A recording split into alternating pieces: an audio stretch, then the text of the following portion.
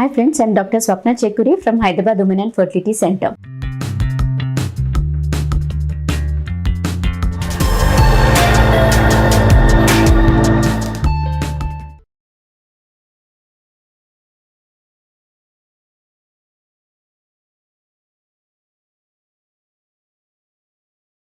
ఇవాళ ఏంటంటే మనకు బ్రీతింగ్ ఎక్సర్సైజెస్ అంటే ప్రెగ్నెన్సీలో ఏ రకమైన ఎక్సర్సైజెస్ చేసుకోవడం బెటర్ అనేది తెలుసుకుందాం. సో యూజువల్గా ఎక్సర్సైజెస్ అనేది especially breathing exercises right from the beginning, అంటే మనకు పీరియడ్ మిస్ అవ్వడంలోనే యూరిన్ టెస్ట్లో కన్ఫర్మ్ అయ్యాక మీరు డాక్టర్ దగ్గరికి వెళ్తారు. అప్పుడు ఏంటంటే స్కాన్లో చేసి హార్ట్ బీట్ అవన్నీ బాగున్నాయి అండ్ మనకు ప్రెగ్నెన్సీ కన్ఫర్మేషన్ అయ్యాక అప్పటి నుంచే మీరు ఎక్సర్సైజెస్ స్టార్ట్ చేసుకోవచ్చు.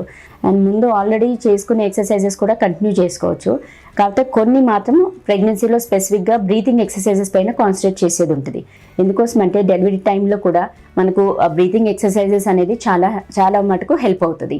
సో ఈ ఎక్సర్సైజెస్ కూడా మ్యాండేటరీ అంటాం. ఎందుకోసం అంటే ప్రెగ్నెన్సీలో ఇనీషియల్ వీక్స్లో హార్మోనల్ ఇంబ్యాలెన్స్ వల్ల ప్రెగ్నెంట్ లేడీస్ ఇరిటేషన్ కానీ వాళ్ళకు అండ్ లైట్గా లెగ్ క్రాంప్స్ ఉంటాయి అండ్ దెన్ బాడీ పెయిన్స్ ఉంటాయి, బ్యాక్ పెయిన్, ఇవన్నీ ఏంటంటే బికాస్ ఆఫ్ ప్రొజెస్ట్రాన్ హార్మోన్ వల్ల జాయింట్స్ అన్నీ కూడా కొంచెం ఫ్లెక్సిబిలిటీ ఎక్కువై దానివల్ల కూడా పెయిన్స్ వచ్చే ఛాన్సెస్ ఉంటుంది. So deep breathing exercises, regular workouts, కొంచెం వాకింగ్ అలాంటివి చేసుకుంటే చాలా మటుకు యూజ్ ఉంటుంది. సో ఈ బ్రీతింగ్ ఎక్సర్సైజెస్లో కూడా ఫస్ట్ ఏంటంటే డీప్ బ్రీతింగ్ ఎక్సర్సైజెస్ అంటాం. అంటే డీప్గా గాలి లోపలికి తీసుకోవడము, 1 to 10 కౌంట్ చేసుకోవాలి. 1 2 3 4 5 6 అలా 1 to 10 కౌంట్ చేసుకొని మళ్ళీ స్లోగా వదిలేం. అలా డీప్గా బ్రీత్ చేసుకొని మనకు ఊపిరితిత్తులు అనేది ఎక్స్పాండ్ అవుతుంది. సో ఫుల్ లంగ్ కెపాసిటీ అనేది పెంచుతుంది బ్రీతింగ్ ఎక్సర్సైజెస్.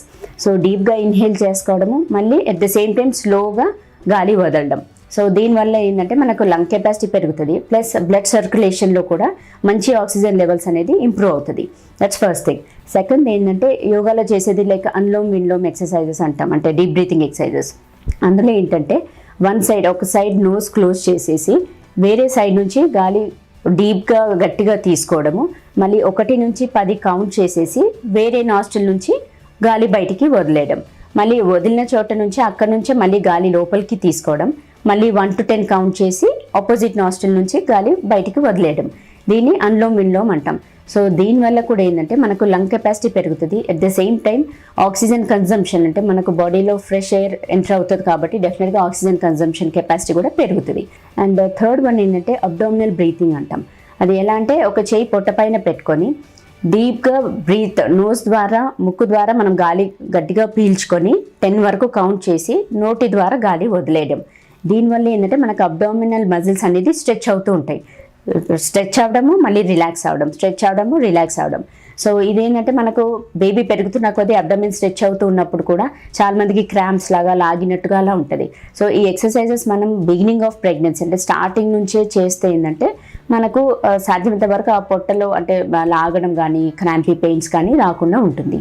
సో ఫ్రెండ్స్, మనము ఈ వీడియోలో ఏంటంటే మనకు బ్రీతింగ్ ఎక్సర్సైజెస్ ప్రెగ్నెన్సీలో ఏవి చేసుకోవాలి అనేది తెలుసుకున్నాము. Thank you.